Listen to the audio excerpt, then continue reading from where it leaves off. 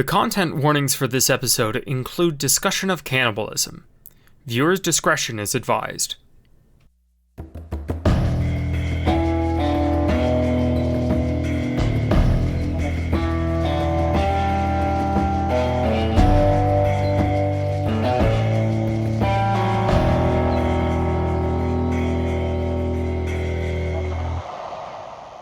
A small stand, wooden and metal thrashed together with some chain and twine. Cost a little bit to get started here, but it's not the best a chef could ask for. A strange request comes into you, Seven, for an ingredient you've never worked with before. What ingredient have you never tried to cook with?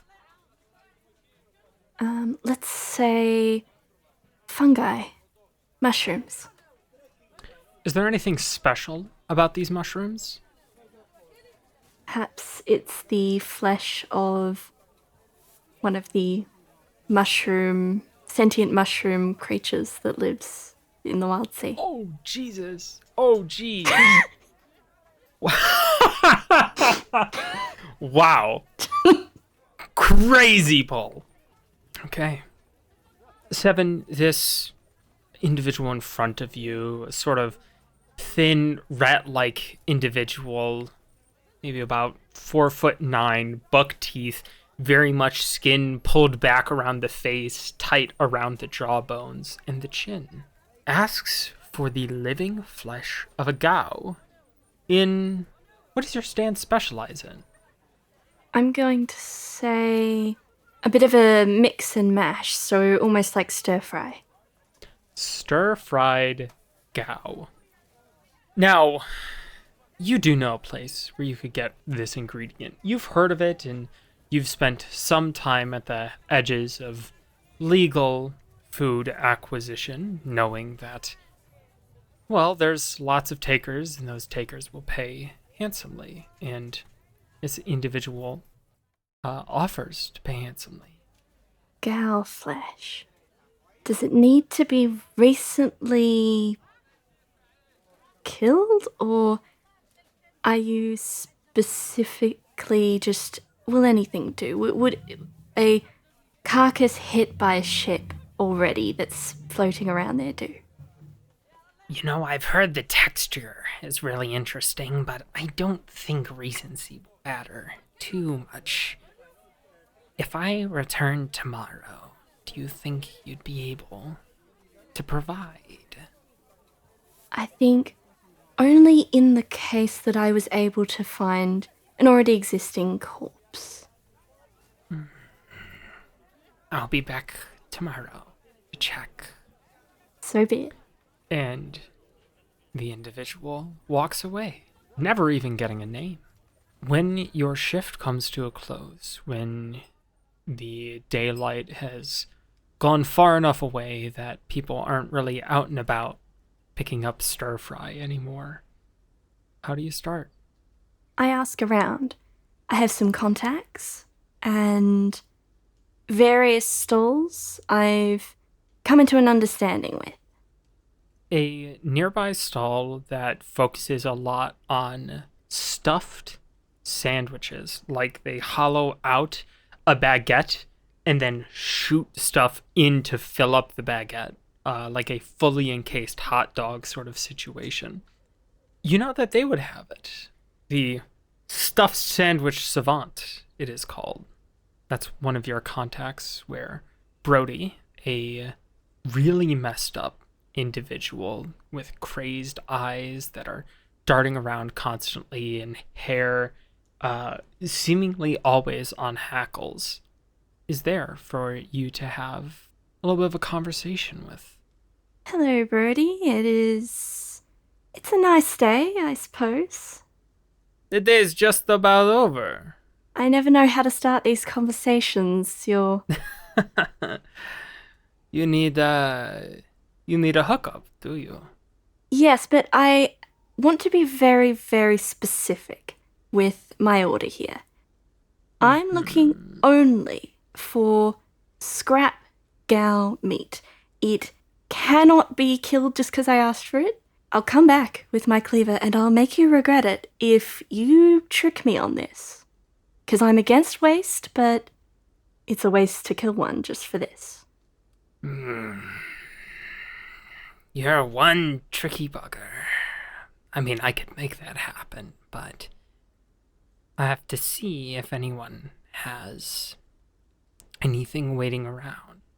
Good. Now, I'll understand if you can't get it, but if you're lying, you'll regret it. in return, 3 days profits? This is difficult to find. Let's go 2 days profits. I know you can swing that. I don't think I can for this. I mean, finding a Gao corpse just around? Strange, wouldn't it be? Again, time's not an object. My guy will come back. They always do. 7, in this moment, what in the world are you thinking? Like, this is an insane ask, and I mean, the stall's not going the best. Well, if the stall goes under, I can always eat the stall. It's made of wood. The crackling in your joints as you move, the slow shift with the humidity. It's been far too long since you've had the wood that can really sustain your body. You're just patching it up as close as you can. Still. At this age, you learn to be patient, even with some aching joints. Brody will apparently work what they can. Where do you go during the night to spend your time? I think directly under my own stall.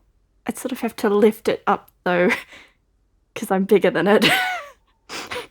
Do you normally spend most nights just underneath your stall waiting for the next day to come? Urge hits me and I have to go out and start, in a frenzy, butchering things. But that happens rarely. Rarely-ish. Today might be one of those days. Heading to a butchery that knows kind of what you're up to and gets some free labor, or at least quite cheap labor, out of it when you have these urges. It is near the port where things get traded and moved in and out. And as you're heading to the butchery that you know quite well, you overhear an announcement. The intrepid crew of the New Beginning is about to set sail on a journey of discovery and adventure. Our destination, the colossal fire pit that burns brightly at the north of the Wildsea. This mysterious flame has long been a beacon of intrigue, drawing explorers, scholars, and dreamers alike with its promise of untold secrets and hidden treasures.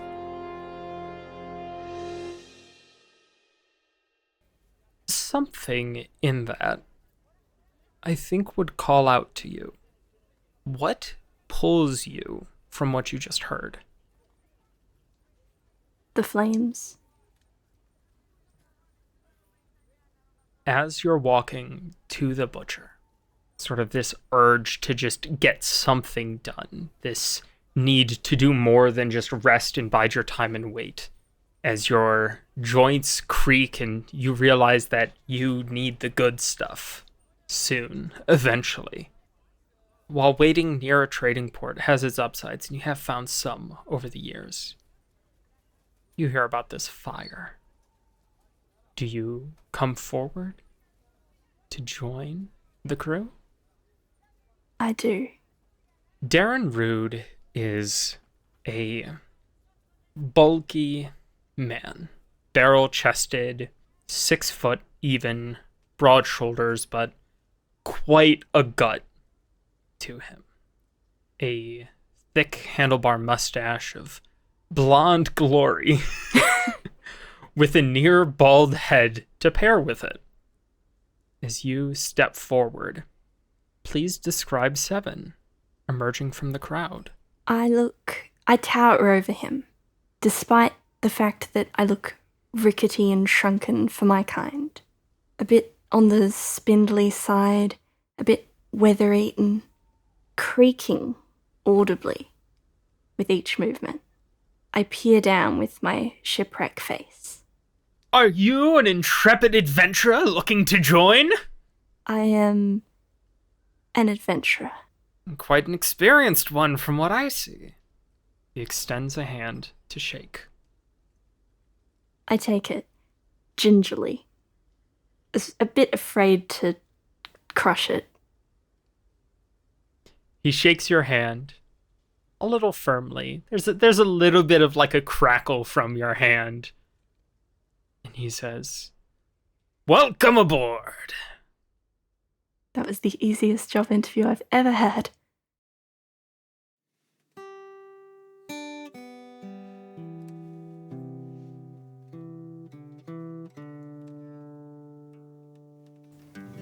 I'm Aunt Langman and I play Seven. I'm a professional writer, editor and voice actor. You can find me at antlangman.com and on Blue Sky.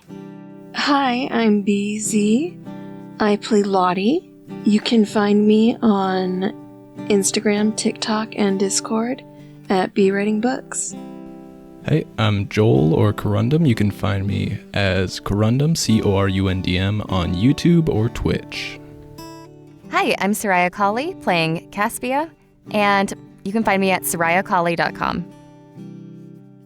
I'm Adelaide, the Firefly, composer, editor, and producer of the Verdant Tide. You can find me at ellicottstudio.com or as Ellicott Studio on Tumblr and Blue Sky. Thanks for listening.